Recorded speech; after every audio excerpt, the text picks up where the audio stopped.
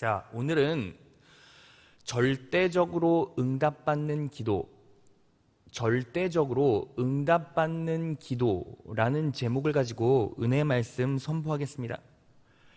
여러분, 하나님께서 우리에게 주신 선물 중에 내 삶에 적용할 수 있고 활용할 수 있는 가장 강력한 영적 도구가 뭘까요? 그것이 바로 기도입니다. 그래서 야고보서 5장 16절을 보면 이렇게 나와 있죠. 그러므로 여러분은 죄를 고하고 서로를 위해서 기도하십시오. 의로운 사람의 간절한 기도는 큰 능력과 놀라운 효과를 가져옵니다. 기도는 큰 능력과 놀라운 효과를 가져오죠. 그러면 왜 기도는 능력과 놀라운 효과가 됩니까? 자, 이 부분을 개역 한글 성경으로 보면 의인의 간구는 역사하는 힘이 큼이니라 라고 나와 있어요. 여기서 역사는 헬라어로 에네르게오라고 하는데 일하다, 시행하다 라는 의미를 가집니다. 여러분, 우리가 기도할 때 누가 일하십니까? 성령님이 일하십니다. 우리가 기도할 때 성령님이 시행하십니다. 왜 기도가 능력이 됩니까? 우리가 기도하면 하나님께서, 성령님께서 우리 인생 가운데, 삶 가운데 깊이 있게 역사하시기 때문입니다. 믿으십니까? 그래서 기도가 능력이라는 거죠. 자, 우리 옆 사람과 이렇게 고백해 볼까요? 기도가 능력입니다. 기도가 능력입니다. 자, 그런데 우리가 여기서 하나 경각심을 가지고 바라봐야 할 것이 있어요. 기도는 능력이라는 이 사실이 우리에게는 양날의 검이 될 수 있다는 거죠. 바로 기도가 능력이 있다, 기도가 역사한다 라는 이 사실이 우리에게는 득이 될 수도 있고 독이 될 수도 있다는 거예요.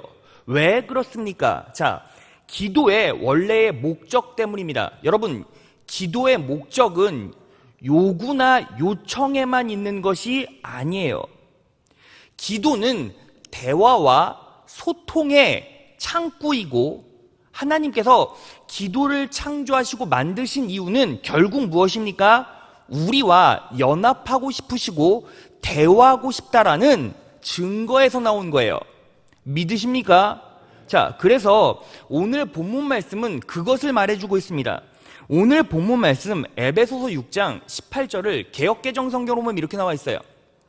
모든 기도와 간구를 하되 항상 성령 안에서 기도하고 이를 위하여 깨어 구하기를 항상 힘쓰며 여러 성도를 위하여 구하라. 여러분, 기도는요 항상 하는 거죠. 항상 하는 거예요. 그런데 이 항상이라는 단어 안에 어떤 의미가 숨겨져 있습니까? 자, 항상이라는 말 안에는 고통스럽고 내 삶에 문제가 만연할 때만 하는 것이 아니라 기쁠 때도, 넘칠 때도, 형통할 때도, 번영할 때도 해야 된다는 거예요. 바꿔 말하면 기도는 어떤 상황 속에서라도 하는 거란 말이죠. 그러면 기도는 단지 요청과 요구에만 목적이 있습니까? 기쁠 때도, 내가 형통할 때도, 번영할 때도, 부족한 게 없을 때도 기도하라는 건 결국 무슨 뜻입니까? 요청과 요구만이 목적이 아니라 소통과 연합과 대화가 목적이라는 거예요. 하나님께서는 여러분과 대화하고 싶으십니다. 하나님께서는 여러분과 연합하고 싶으십니다. 하나님께서는 여러분들의 마음을 들여다보시고 여러분들의 실질적인 고백을 통해서 여러분들의 인생을 듣길 원하세요. 믿으십니까? 여러분, 이것이 왜 그렇게 중요합니까? 여러분, 혹시요 부모님들이 자식에게 가장 서운할 때가 언제인지 아십니까?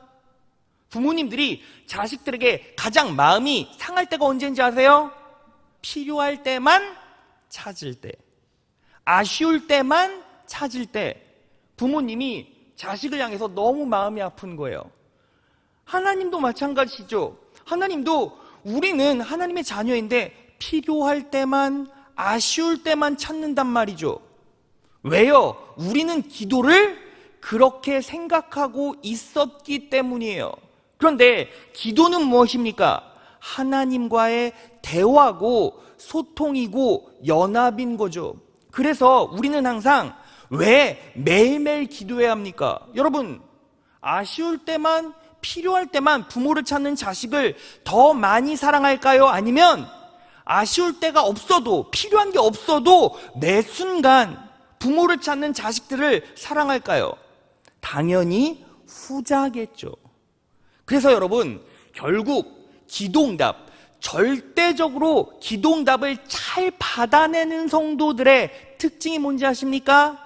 내가 잘 나가고 번영하고 기쁘고 아쉬울 것 하나 없을 때도 하나님을 너무 사랑해서 하나님과 대화하고 싶어서 기도하는 성도들은 하나님께서 놀랍게 기름 부어주시고 축복을 쏟아 부어주실 수밖에 없어요. 여러분, 그래서요, 항상 기뻐하라, 쉬지 말고 기도하라. 무슨 뜻입니까?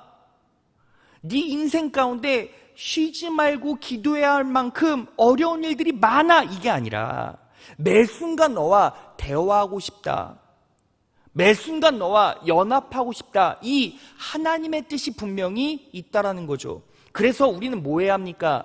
매 순간 기도해야 됩니다. 기도의 근간은 내가 바라는 것, 요구와 요청이 아니라 뭐다?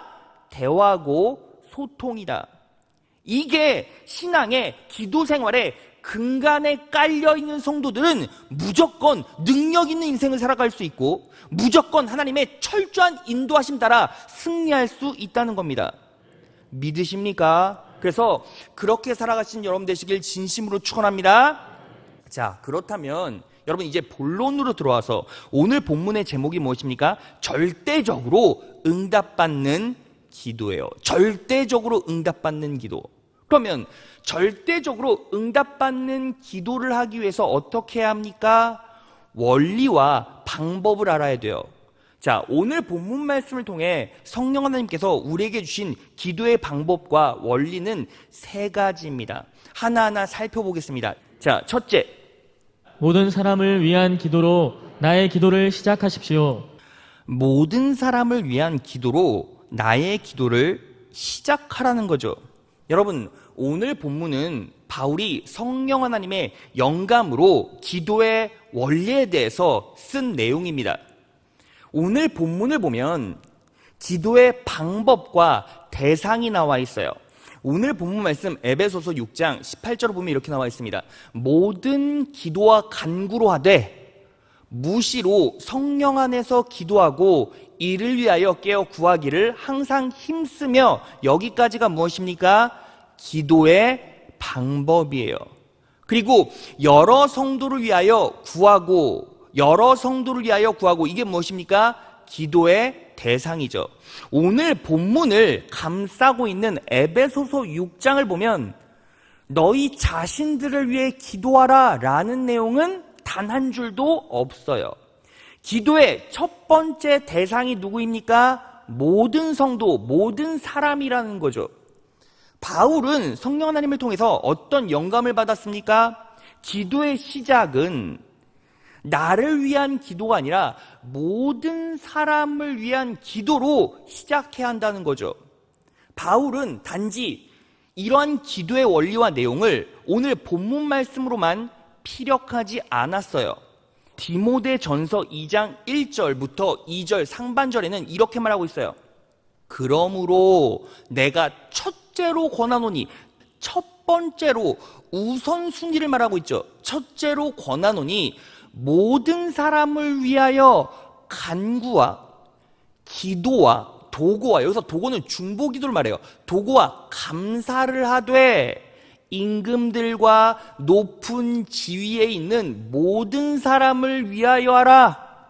기도의 첫 번째는 무엇입니까? 모든 사람들, 그리고 임금들, 높은 지위에 있는 모든 사람을 위해서 하라는 거죠. 여러분, 그러니까 우리가 기도할 때 처음 어떤 기도를 해야 합니까? 나라와 민족을 위해서, 그리고 또 하나 위정자를 위해서 분명히 기도해야 한다는 겁니다. 자, 그러면 왜 우리는 나라와 민족과 위정자를 위해서 기도해야 합니까? 자, 성경에선 이유가 있어요. 자, 다음 구절을 보겠습니다.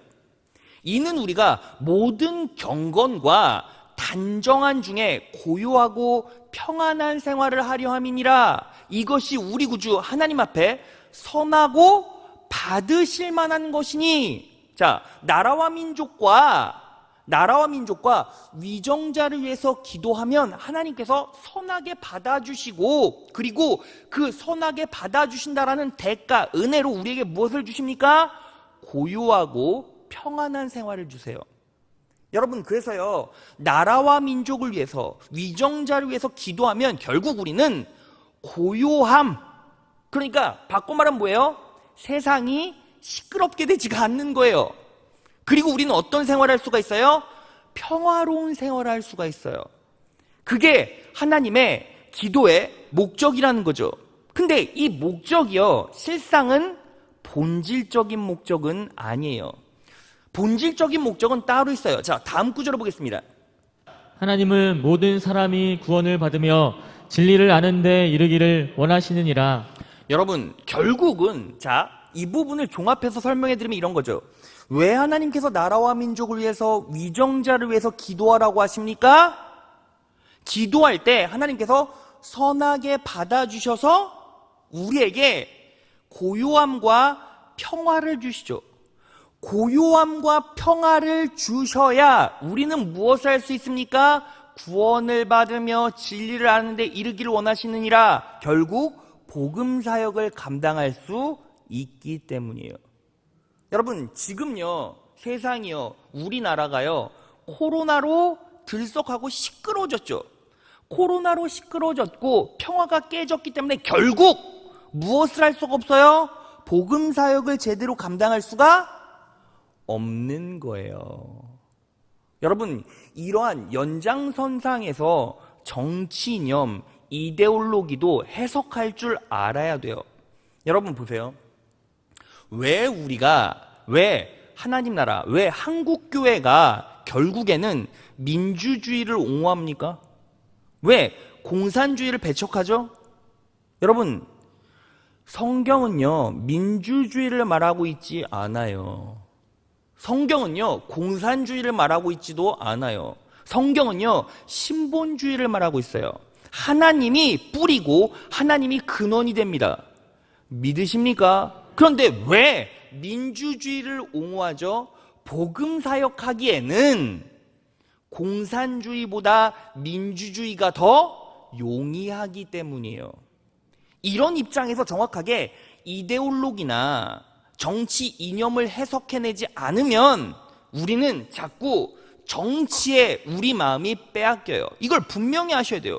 자, 그러면요, 목사님, 제가요, 극단적으로 직구를 하나 날려보겠습니다. 그럼 왜? 원로 목사님은 그렇게 보수적이시고 그리고 한쪽으로 편향된 듯한 느낌이 듭니까? 라고 질문하는 청년이, 젊은 부부들이 저에게 있었어요. 여러분, 제가 여기서요, 분명히 이 부분에 대해서 정리를 해드릴게요. 여러분, 저는요, 정치적인 이념이나 정치적 색깔을 설교에 녹여낸 적이 없어요. 그리고 그럴 마음도 없어요. 저는 절대로 그러지 않을 거예요. 그런데 여러분, 이건 아셔야 돼요. 무게추가요, 균형을 맞추기 위해선 한쪽이 극단으로 가 있으면 다른 한쪽도 극단으로 가야 돼요. 여러분, 알아들으실 분이 있을 줄 믿습니다. 이게 무슨 소리냐면요, 여러분, 한쪽이 극단으로 갔는데 모든 반대편에 있는 사람이 중도로 가면 이 무게추는 기울어지겠죠. 그래서 누군가는 극단에 서야 되는 책임과 의무가 있는 거예요. 그걸 사실은 지금까지 누가 평생 해오신 겁니까? 원로 목사님이 해오시는 거예요. 그래서 여러분, 분명히 인식하십시오. 그런 분들이 꼭 필요합니다. 그런데 우리가 분명히 알아야 할 사실이 있어요. 우리는요, 민주주의를 수호하기 위해서 목숨 건 사람도 아니고요, 공산주의, 사회주의를 위해서 사는 사람이 아니에요. 누굴 위해 사는 사람입니까? 하나님을 위해 사는 사람입니다. 신본주의자예요. 말씀으로 사는 사람입니다. 믿으십니까? 그 무게의 중심이 정확하게 균형을 맞추고, 그리고 원로 목사님 같은 분이 계시면 우리는 어떻게 합니까? 저분이 총대를 매셨구나 라고 생각하고 뭐 해야 합니까? 그분을 위해 기도해야 돼요. 믿으십니까? 여러분, 이것을요, 정확하게 자기 신앙으로 녹여낼 때 우리는요, 복음도 모르고 하나님도 모른 채 그냥 교회 성도라는 이유로 데모만 하고 있는 사람이 되지 않습니다. 움직여도요, 생각하는 지성으로 움직여야 힘이 있는 겁니다. 믿으십니까? 알아야 돼요. 알아야 돼요. 믿으십니까? 자, 그러면 여기서 하나만 더 짚고 넘어가겠습니다. 제가요, 여기까지 얘기할 마음은 없었는데 성령 하나님께서 감동을 주셔서 요것만 하나 얘기하고 넘어갈게요. 여러분, 왜 공산주의, 왜 사회주의가 결국에는 교회와 적대시됩니까? 공산주의와 사회주의는 그 근간, 기초 철학이요, 유물론이에요. 뭐라고요? 유물론이라고요. 유물론은 뭐냐면요, 만물의 근원이 물질이라는 거예요. 그래서 우리의 생각, 우리의 사고체계, 우리의 영적인 모든 것들이 어디에서 나옵니까? 물질로부터, 육체로부터 나온다는 거죠. 그러니까 육체가 사라지면 영적인 것도 전부 다 없는 거예요. 그런데 여러분, 세상의 만물은 물질에서 나온 것이 아니라 영적인 것에서 나온 거죠. 하나님은 영이시니 예배하는 자마다 신령과 진리로 예배할지니라. 하나님은 뭐예요? 하나님은 무엇입니까? 영이시잖아요. 영에서 물질이 창조됐어요. 근데 유물론은 무엇입니까? 물질로부터 영적인 것이 나오는 거죠. 그러니까 이 기초 근간이 정확하게 정반대인 거예요. 그렇기 때문에 공산주의, 사회주의 이념 체계는 전부 다 말씀과 배격되고 반대되는 것들이 너무 많은 거죠. 그래서 우리는 정확하게 무엇을 인식해야 합니까? 속아 넘어가지 말고 어떻게 합니까? 언제나 나는 누구다? 신본주의자다. 나는 누구다? 예수의 자녀다. 하나님의 자녀다. 성령 하나님의 능력으로 사는 사람이다. 말씀으로 사는 사람이다. 믿으십니까? 그걸 마음에 꽉 새기고 살아가면 승리한다는 것이고, 그리고 그러므로 뭐 해야 한다?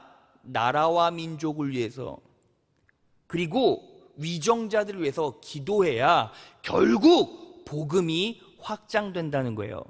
믿으십니까? 이 원리와 진리를 내 마음에 가지고 매 순간 뭐 하는 겁니까? 기도할 때 나라와 민족을 위해서. 여러분, 다른 이유가 하나 더 있죠. 기도는 무엇입니까? 기도는 하나님과 대화하고 또 하나님께 응답받는 거잖아요. 기도 자체가 뭐예요? 이타적인 영적 행위죠. 하나님께서 우리에게 응답해 주시는 이유가 무엇입니까? 우리를 사랑하시니까. 하나님의 전적인 이타심으로 일어나는 역사가 기도의 응답이잖아요. 그러니까 우리 기도의 시작도 결국에는 무엇이 고백되어지고 무엇이 상징되어져야 합니까? 이타성. 그래서 우리는 기도를 시작할 때 나부터, 내 기도 제목부터 이것이 아니라 모든 사람을 위해, 나라와 민족을 위해 기도해야 하고 위정자를 위해 기도해야 하나님께서 그 기도의 중심과 마음을 바라보신다는 거예요. 그렇게 모든 사람을 위한 기도로 나의 기도를 시작하는 여러분 되시기를 진심으로 축원합니다. 자, 둘째, 기도하고 간구하십시오. 기도하고 간구하라는 거죠. 오늘 본문 말씀 18절 상반절을 보겠습니다. 모든 기도와 간구로 하되 라고 나와 있어요. 근데 우리가 여기서 무엇을 주목해 봐야 되냐면, 모든 기도로 하되, 모든 간구로 하되 라고 말하지 않고 모든 기도와 간구로 하되 라고 말하고 있어요. 그리고 특별히 모든 기도와 간구, 순서가 기도와 간구로 돼 있죠. 그러면 왜 굳이 이렇게 기록했을까요? 이유가 있어요. 기도와 간구가 다르기 때문이에요. 자, 여러분, 기도는 뭐라고 했습니까? 그 무게 중심추가 요구와 요청에 있는 것이 아니라 대화, 소통에 있다고 했어요. 그런데 간구는 무엇입니까? 그야말로 요구, 요청이에요. 간구라는 말은 헬라어로 탄원이라는 뜻입니다. 탄원이 뭐예요? 내가 잘못했음에도 불구하고 어떻게든 살아남게 해달라고 재판에다가 호소하는 거잖아요. 여러분, 제가요, 청년부 사역할 때 어떤 청년이 하나님을 온전히 믿지 못하고 거듭나지 못한 청년이 술 먹다가 사람을 쳐서 그 형제가 실명이 됐어요. 여러분, 그 청년은 잘못한 게 맞아요. 그런데 그 청년이 와서요, 탄원서를요 한 500장 정도만 받으면 그러면 어떻게든 죄가 감형이 될 수 있대요. 그래서 탄원서를 썼어요. 여러분, 탄원이라는 게 결국 무엇입니까? 나는 잘못하고 나는 부족하고 나는 연약하지만 결국 내 의지로 이루어야 할 것을 이루기 위해서 사력을 다해 뭐 한다는 거예요? 요구하고 요청한다는 개념이죠. 여러분, 간구가 바로 그거예요. 그러면 우리는 어때요? 우리는 지금까지 기도와 간구를 섞고 있었던 거죠. 여러분, 기도는요 하나님과의 대화고 소통이에요. 그리고 간구는 뭐예요? 내가 꼭 절실하게 이루어야 하는 것에 대한 요구고 주장인 거죠. 하지만 성경 전체를 보면 어때요? 기도와 간구가 혼용된 사례도 있기 때문에 그냥 기도하자, 간구하자 같은 의미로 사용됐어요. 하지만 굳이 섬세하게 나눠본다면 기도는 대화와 소통의 그 의미와 목적이 있고, 간구는 뭐예요? 요구고 요청이고 주장이에요. 어쨌든 내 상황과 내 상태를 파악하고 이렇게 돼야 돼 하면서 하나님께 뭐 하는 거예요? 절실하게 들어주세요 탄원하는 거라고요. 근데 순서가 어떻게 되어 있습니까? 기도와 간구. 자, 그러니까 뭐부터 시작하는 겁니까? 먼저 하나님과의 대화줄을 가지고 그 과정들을요 뚫어놔야 돼요. 뚫어놔. 평소에 하나님과 대화가 원활히 이루어진 성도들이 결국에는 탄원을 하고 간구를 해도 응답받기 쉽게 되는 거죠. 물론 이런 게 있어요. 필요할 때만, 아쉬울 때만 찾아와서 빌어도 자식이니까 참고 들어주는 부모가 대부분이긴 하지만 결국에는 우선순위에선 분명히 밀리게 돼 있어요. 왜요? 왜? 자식도 조금 더 사랑하는 자식이 있고 그렇지 않은 자식이 분명히 있기 때문이에요. 여러분, 그래서 이 부분에 대해서 큰 오해를 받고 있는 말씀 중에 하나가 있어요. 성경에서 가장 강력한 기도 방법이라고 말하는 마가복음 11장이에요. 마가복음 11장 23에서 24절이에요. 내가 진실로 너희에게 이르노니 누구든지 이 산더러 들리어 바다에 던지우라며 그 말하는 것이 이룰 줄 믿고 마음에 의심치 아니하면 그대로 되리라. 24절. 그러므로 내가 너희에게 말하노니 무엇이든지 기도하고 구하는 것은 받은 줄로 믿으라. 그리하면 너희에게 그대로 되리라. 여러분, 우리는요 이 말씀을 자꾸 어떻게 이해합니까? 기도하고 구하는 것은 받은 줄로 믿으라. 그리하면 너희에게 그대로 되리라. 그러니까 우린 뭐 하는 거예요? 기도하고 나서 내가 기도한 게 분명히 내 삶에서 이루어질 줄 믿고 받은 줄로 믿고 믿는 거예요. 그냥 내가 하나님께 요구하고 요청한 것이 딱 기도 끝나고 나면 그때부터 뭐 하는 거예요? 받은 줄 믿어요. 그러면 그대로 될 거라고 인식하고 살아가는 거죠. 근데 그 말이 맞습니까?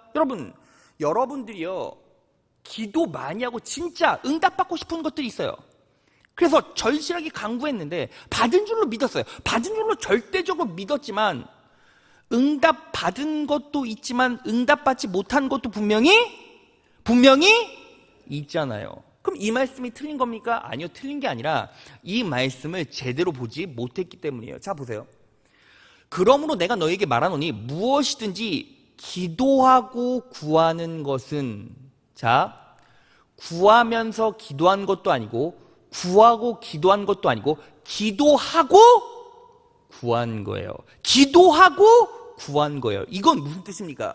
자, 내가 구할 게 있으면 먼저 뭐 하는 거예요? 하나님과 대화하는 거죠. 소통하는 거죠. 왜? 여러분, 대화하고 소통하면 무엇을 할 수 있습니까? 상대방의 마음과 뜻을 할 수 있죠. 이 말은 무슨 뜻입니까? 내가 구해야 되고 내가 정말 하나님께 설득해서 이루고자 하는 게 있으면 그게 하나님 뜻에 부합되는지 먼저 기도하고 점검 받으라는 거예요. 많은 목회자들이 이 기도하고 구하는 것에 영어로는 and, 헬라어로는 접속사 카이, 그리고라는 말이 붙었기 때문에 기도하면서 구하는 것이다 라고 주장하는 분들이 많이 있지만 그게 맞지 않는 이유는 두 단어가 완전히 달라서 그래요. 자, 기도라는 단어는 그냥 그 의미 그대로 기도하다라는 의미를 가지고 있는데, 구하다라는 헬라어 아이테오는 채권자가 채무자에게 빌려준 물건이나 위탁해준 것을 돌려달라고 요구할 때 이런 말을 써요. 그러니까 이 말은 무슨 뜻입니까? 무조건 내놔라! 이런 의지와 마음이 담겨져 있다는 거죠. 그러면 하나님께 주세요! 주세요! 라고 간구하고 간청하고 청원하기 위해서 가장 중요한 게 무엇입니까? 먼저 내가 간구하는 그것이 하나님의 뜻에 부합되는지 아닌지를 확인해야 된다고요. 왜 그렇습니까? 하나님은 인격으로 우리와 대화하시고 신격으로 반응하시기 때문이에요. 자, 여러분, 하나님께서는 여러분들의 인생을 전부 다 목도하고 계시고 여러분들에게 가장 좋은 걸 주시길 원하세요. 믿으십니까? 어떤 방식으로든 하나님께서는 여러분들의 인생이 형통하길 바라시고 승리하길 바라시고 성공하길 바라시고 번영하길 바라시고 은혜가 넘치길 바라세요. 믿으십니까? 그게 하나님의 마음이고 아비의 마음이죠. 그런데 중요한 건 뭐예요? 자녀가 바라는 게 지금 당장 그 자녀에게 달콤할 수 있지만 거시적으로 봤을 때 그 기도, 그 바라는 게 독소가 될 수가 있어요, 없어요? 있어요. 너무 많죠. 하나님 돈 주십시오. 그래, 얘따 돈 받아라 했는데 돈 받고 돈이 우상되고 돈이 삶의 주인 돼서 신앙이 변질되고 썩어지면 결국엔 그 사람 망하는 거 아닙니까? 영혼이 피폐해지고 하나님을 돈다발 주는 자동 판매기쯤으로 생각하지 않겠습니까? 하나님께서 그 기도 제목을 들으시겠습니까? 당연히 듣지 않으시죠. 그래서 우리는 미리 뭐 하는 겁니까? 하나님께 청원하고 간구하기 전에 뭐 하는 거예요? 먼저 기도로 하나님의 뜻을 파악해내는 거예요. 그래서 여러분, 내가요 하나님께 분명히 관철시켜야 하는 기도 제목들이 있어요. 그럼 먼저 하나님께 이것부터 물어야죠. 하나님, 그 기도 제목이 합당합니까? 그 기도 제목이 맞습니까? 하나님께 철저하게 알으면 하나님께서 마음에 영적인 분별력을 주셔서 필터링하게 하세요. 하나님, 저요 돈이요. 그럼 여러분, 그냥 제가 항상 청년들에게 이렇게 말해요. 돈 필요하면 기도하라고. 그냥 돈 달라고 죽으라고 매달려서 기도하라고. 그런데 기도하다 보면 결국 그 말이 안 나와요. 왜? 이것 자체가 기도하면 결국 이 돈 자체가 만몬이라는 걸 알고 이게 내 영혼의 독소라고 분명히 성령 하나님께서 마음으로 주실 때가 있어요. 분명히 알아야 될 것, 그렇게 열심히 기도하지만 결국 하나님께서 들어주시는 것과 그렇지 않는 것은 분명히 있어요. 그러니까 우리는 뭐 해야 합니까? 먼저 하나님의 뜻에 부합되는지 내 기도 제목을 점검하라는 거예요. 모든 기도와 간구로 이렇게 되는 거죠. 그리고 기도하고 구하는 것은 받은 줄로 믿으라. 기도하고 구하는 것은 받은 줄로 믿으라. 이 말은 뭐예요? 내 기도 제목을 하나님의 뜻에 점검했을 때 그 뜻에 부합이 되면 무조건 받은 줄로 믿으라. 그러면 산을 들어서 바다에 던져도 풍덩 하고 산이 바다에 빠진다는 거죠. 자, 그럼 왜 우리가 산아 들어올려줘서 바다에 풍덩해라 안 됩니까? 하나님의 뜻에 부합되지 않기 때문이에요. 그러니까 우리는 이제 어떻게 해야 합니까? 기도할 때 내 기도 제목들이 있죠. 내 기도 제목, 내 사업이 이렇게 일어나길 원합니다. 내 육체가 이렇게 치유되길 원합니다. 내 문제가 이렇게 해결되길 원합니다. 분명히 있어요. 그럼 어떻게 합니까? 먼저 이 기도 제목들이 하나님의 뜻에 부합되는지 점검하셔야 됩니다. 그리고 그게 하나님의 뜻에 딱 맞아 떨어지면 그 기도는 받은 줄로 믿으십시오. 받은 줄로 믿으십시오. 그러면 그대로 됩니다. 그러면 그대로 됩니다. 믿으십니까? 자, 그렇게 기도하고 간구하시는, 간구 이게 아니라 기도하고 간구하는 여러분 되시길 진심으로 축원합니다. 자, 마지막 셋째요. 셋째. 성령 안에서 기도하십시오. 자, 그러면 이런 질문이 나올 수 있습니다. 목사님, 그러면요, 오늘 본문의 제목처럼 절대적으로 응답받는 기도가 있습니까? 절대적으로 응답받는 기도가 있습니다. 바로 그 기도가 무엇입니까? 성령 안에서의 기도라는 거죠. 자, 그러면 성령 안에서 기도한다는 게 결국 무엇입니까? 자, 오늘 본문 앞구절을 보겠습니다. 에베소서 6장 17에서 18절이에요. 구원의 투구와 성령의 검, 곧 하나님의 말씀을 가지라. 성령의 검, 곧 하나님의 말씀을 가지라. 모든 기도와 간구로 하되 무시로 성령 안에서 기도하고. 그러면 성령 안에서 기도하고 라는 것이 도대체 어떤 기도입니까? 하나님의 말씀을 붙잡고 기도하는 것. 자, 그러면요, 하나님의 말씀을 붙잡고 기도한다는 게 무엇입니까? 성령 하나님께서 무엇을 증언하시죠? 요한복음 15장 26절입니다. 내가 너희에게 보낼 보혜사 곧 아버지께로부터 오시는 진리의 성령이 오시면 그가 나에 관해 증언하실 것이다. 그가 나에 관해 증언할 것이다. 그가 나에 관해, 나가 누구죠? 예수님이죠. 자, 성령 하나님께서는 언제나 말씀으로 예수님을 증언해 주세요. 믿으십니까? 자, 그러니까 성령 안에서 기도하라는 건 말씀으로 기도하라는 거고, 말씀의 실체는 뭐예요? 예수님의 은혜라는 거죠.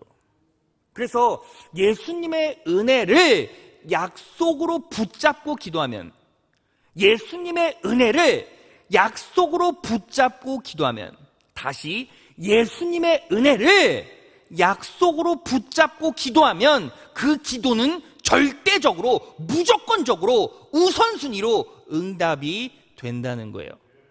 믿으십니까? 자, 그러면요, 도대체 예수님의 은혜를 붙잡고 기도하라, 이게 무슨 뜻입니까? 자, 이사야 53장 4절에서 5절로 갑니다. 그는 실로 우리가 받아야 할 고통을 대신 받고 우리가 겪어야 할 슬픔을 대신 겪었다. 그러나 우리는 그가 징벌을 받아서 하나님에게 맞으며 고난을 받는다고 생각하였다. 5절 다 같이 읽겠습니다. 시작.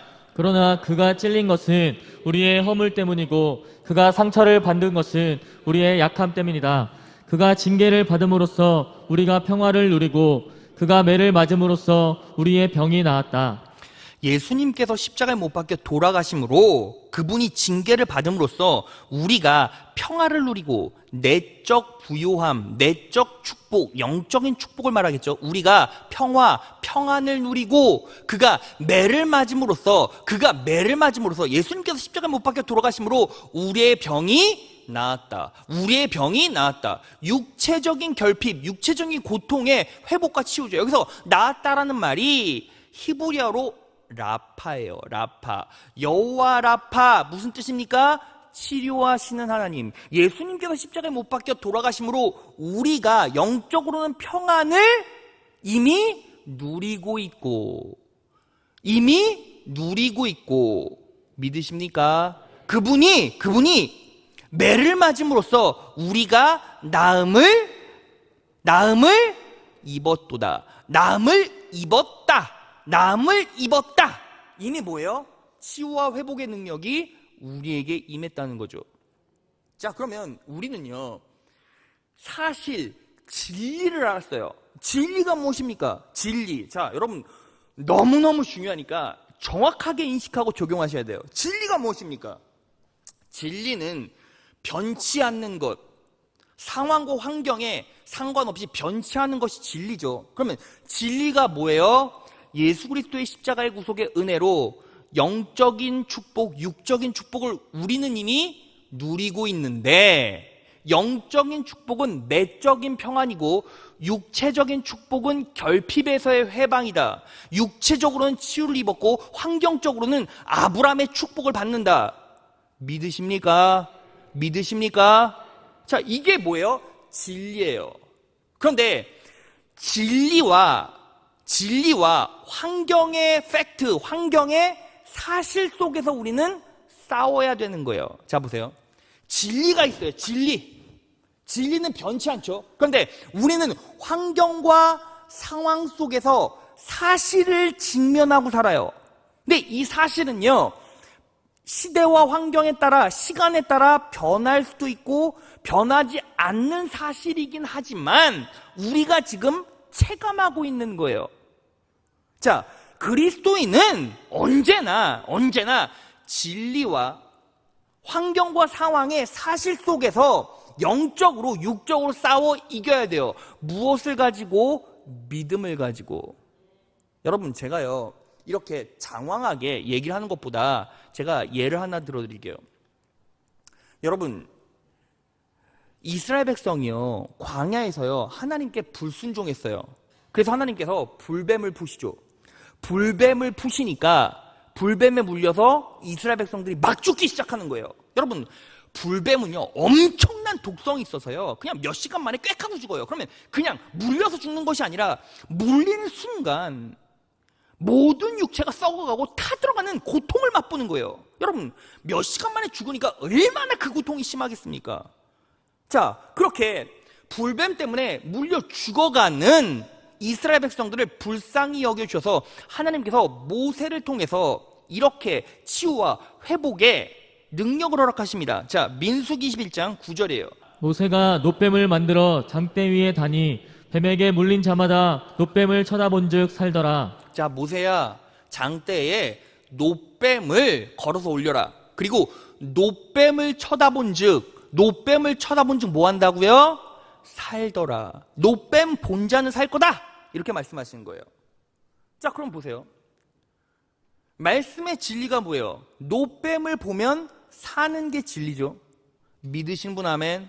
자, 그러면 상황과 환경의 팩트가 뭐예요? 뱀에 물렸다는 거죠. 그러면 뱀에 물리면 어때요? 타 들어가는 고통과 아픔이 막 숨도 쉴 수 없게 막 고통스럽게 나를 막 휘감고 미치게 만들겠죠. 근데 그런 환경 속에서의 사실을요, 내가 겪고 경험하고 있지만 그럼에도 불구하고 무엇에 초질관 집중하면? 장대에 걸린 놋뱀을 집중하고 바라보면 사는 거예요. 내가 지금 겪고 있는 고통과 아픔은 사실이죠. 내가 지금 겪고 있는 아픔과 압박감은 진짜예요.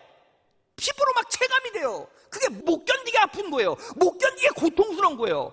그래서 그런 상황과 그런 고통 때문에 만약에 하나님을 놓치고 장대에 걸린 놋뱀을 놓치면 결국 죽게 되는 거죠. 자, 여러분, 그러면 이 놋뱀, 장대에 걸린 놋뱀은 무엇을 예표합니까? 요한복음 3장 14절이에요. 모세가 광야에서 구리뱀을 사람들 위에 쳐든 것 같이 인자도 나무 위에 높이 들려야 한다. 자, 인자는 누굴 말합니까? 예수 그리스도를 말하죠. 그러니까 장대 위에 놋뱀은 예수를 말해요. 그러니까 우리 뭐예요? 여러분들이 겪고 있는 아픔과 상황의 고통이 진짜예요. 사실입니다. 그런데 여러분들이 그럴 때 상황의 고통과 어려움 때문에 장대에 걸린 놋뱀, 예수 그리스도를 온전히 바라보지 못하면 죽는 거죠. 그런데 바라보면 산다는 거예요. 자, 여러분 앞에 새 언약이, 새로운 진리가 열렸어요. 예수님께서 십자가에 못 박혀 돌아가심으로 우리가 어떻게 되었습니까? 영적인 축복, 평안을 누리고 우리 육체가 나음을 입었어요. 인생에 어떤 결핍이 있다 할지라도 누구를 바라보면? 십자가에 못 박힌 예수 그리스도를 바라보면 우리는 산다는 거예요. 우리는 산다는 거예요. 믿으십니까? 그런데 어때요? 많은 사람들이 알지만 믿지 못하고 바라보질 못하죠. 여러분, 제가요, 유학 시절에 한 청년을 알고 있어요. 한 청년이 갑자기 얼굴에 황달기가 있고 그리고 살이 쭉쭉쭉 빠지고, 그리고 입맛이 없대요.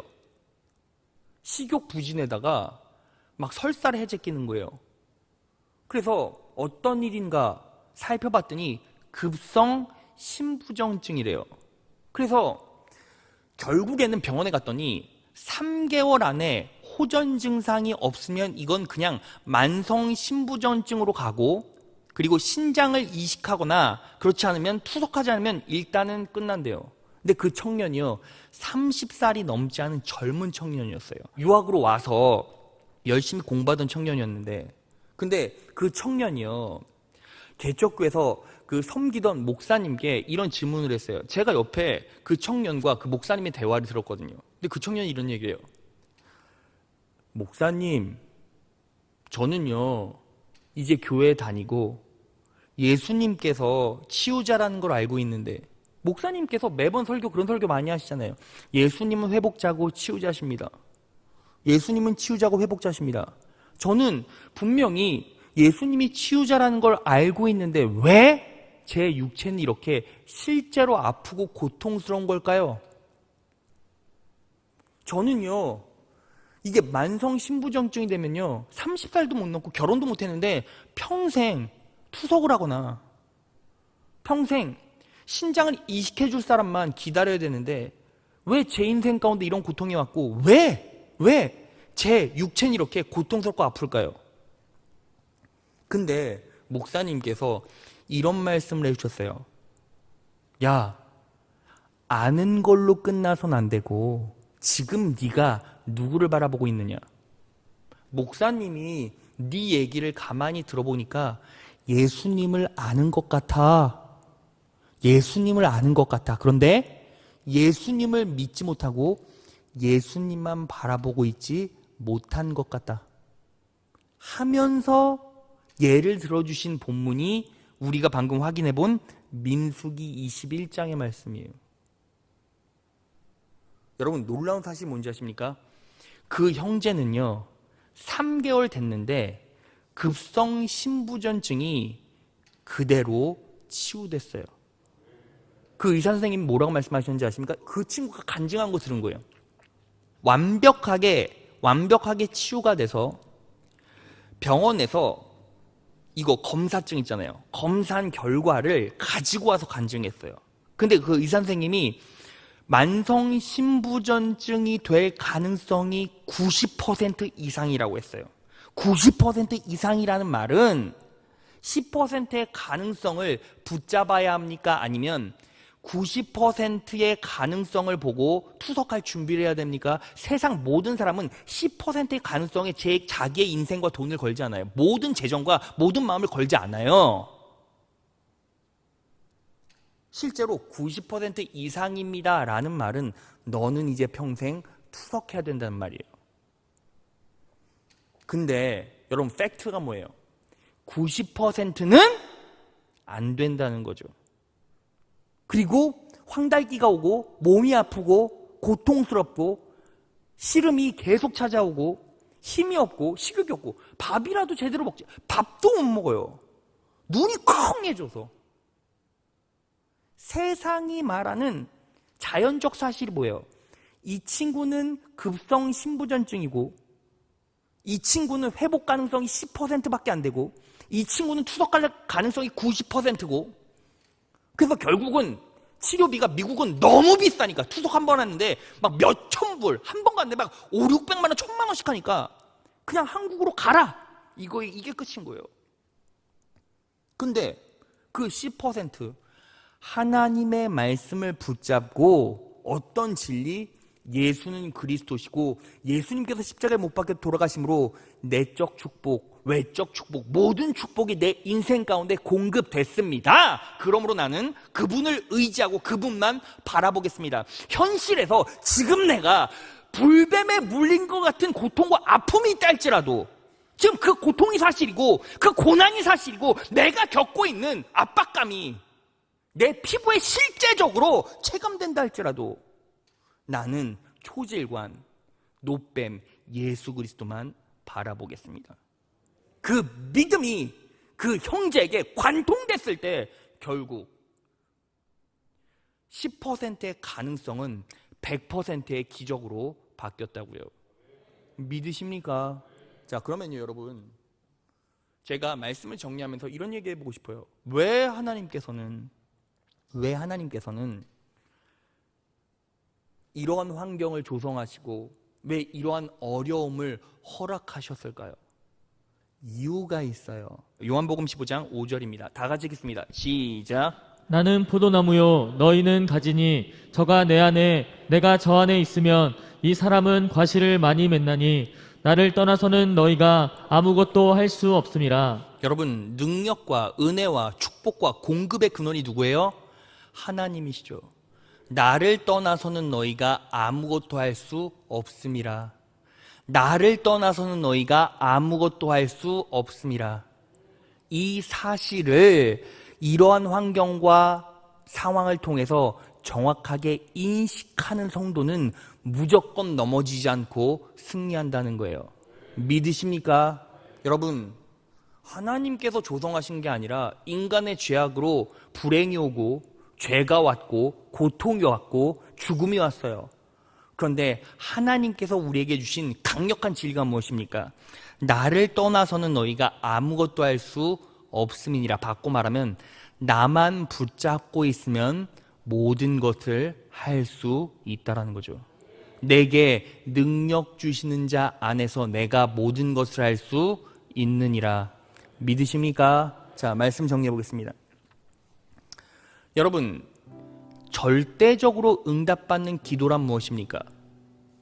기도도 방법이 있고 원리가 있어요.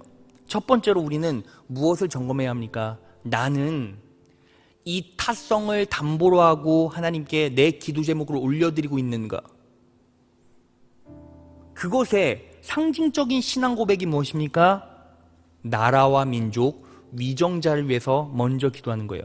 내 주변에 있는 사람들, 나보다 더 아픈 사람들, 나보다 더 고통받고 있는 사람들. 여러분, 저는요, 여러분들이 지금 아프고 힘들다라는 거 알고 있습니다.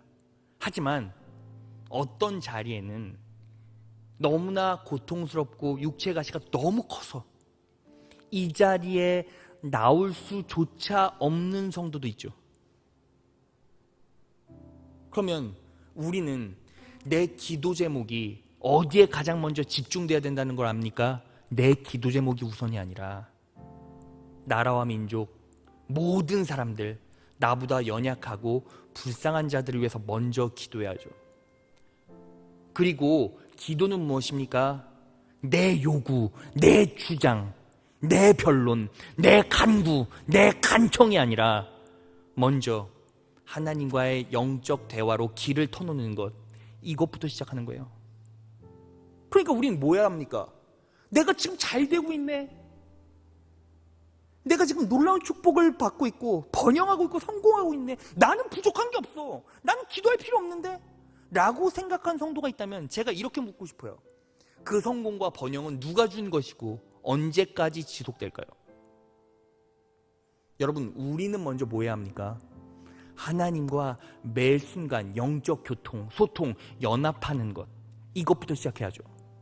여러분, 그래서요, 놀랍게 축복받는 성도들, 기도응답을 따박따박 받아낸 성도들은 너무 위급하고 힘들 때 부르짖어 기도하고 금식한 성도가 아니라 매 순간 매일매일 하나님과 교통하고 하나님의 사랑을 내 인생과 환경으로부터 끌어오고 매 순간 감사하고 믿음으로 고백하고 그렇게 신실하게 하나님을 의지하며 대화하는 성도들이 놀라운 축복과 은혜를 입어요.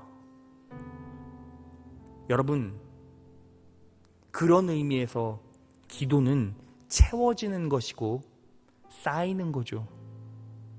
하나님께서는 기도하지 않는 성복교회 성도들도 너무 사랑하십니다. 하지만 기도하는 성도는 조금 더 사랑하세요. 그 하나님의 조금이면 우리 삶에선 인생을 뒤바꿀 수 있는 능력이 될지도 모릅니다. 우리는 뭐 해야 합니까? 매 순간 저 잘 되고 있어요, 감사하고 있어요. 번영하고 있어요. 사업도 잘 되고 있고요. 애들도 잘 크고 있고요. 애들 성적도 놀랍고요. 저는요 아무것도 필요 없어요. 아니요. 매 순간 하나님께서 주신 은혜를 감사하고 기뻐합시다. 기뻐합시다. 제가요 이 단에 올라올 때까지는 사실은 말씀을 준비하는 고통이 있어요. 그런데 딱 말씀을 붙잡고 강단에 올라오면 딱 드는 첫 번째 생각, 감사하다. 감사하다. 왜? 하나님께서 나를 사용해 주시니까. 내가 설 수 있는 자리를 주셨고, 내가 선포할 수 있는 음성, 입술을 허락해 주셨고, 마음을 허락해 주셨고, 영감을 허락해 주셨고, 통찰력을 허락해 주셨고, 지혜를 허락해 주셨고, 지식을 허락해 주셔서 내가 이 자리에 있고 나를 통해 하나님의 영광이 드러난다. 여러분들이 지금 있는 그 자리에도 하나님께서 여러분들을 놀랍게 축복하시고 은혜 베풀어 주실 계획과 분명한 예정이 있으시기에 우리는 뭐 하는 겁니까? 감사하면 돼요. 기뻐하면 됩니다. 평안하면 돼요. 그리고 매 순간 하나님 감사합니다. 하나님께서 지금 저를 이 자리까지 인도해 주셨고, 그리고 무탈하게 지금의 인생 과정까지 인도해 주셨습니다. 그리고 나는 예수 그리스도의 십자가의 구속의 은혜를 믿습니다. 하나님의 놀라운 선하심과 인도하심이 나를 평생 따를 것입니다. 내 영혼은 평안하고 내 육체와 환경들은 새롭게 조성되어 하나님의 놀라운 영광과 은혜를 향해 나아갈 것입니다. 지금 내가 겪고 있는 환경과 아픔이 사실이라 할지라도 나는 변화되는 사실이 아니라 변치 않는 진리를 붙잡겠습니다. 하나님 아버지, 저에게 강력한 믿음을 허락하여 주시고 절대적으로 응답받을 수 있는, 기도할 수 있는 능력과 마음을 허락해 주십시오. 이렇게 성령 하나님 의지하고 기도하고 매 순간 그분과 교제하는 성도들은 결국 승리합니다. 결국 승리합니다. 결국 열매를 맺습니다. 나를 떠나서는 너희가 아무것도 할 수 없느니라. 나만 붙잡으면 뭐든지 할 수 있을 거야. 그 말씀의 진리가 오늘 저를 이 자리에 있게 했고, 여러분들을 여러분들의 자리에 있게 했고, 지금까지 인도해 주셨습니다. 오늘 이 말씀을 붙잡고 절대적으로 응답받는 기도하셔서 놀라운 하나님의 충만함과 부요함과 축복과 은혜와 능력을 누리신 여러분 되시기를 진심으로 축원합니다. 우리 오늘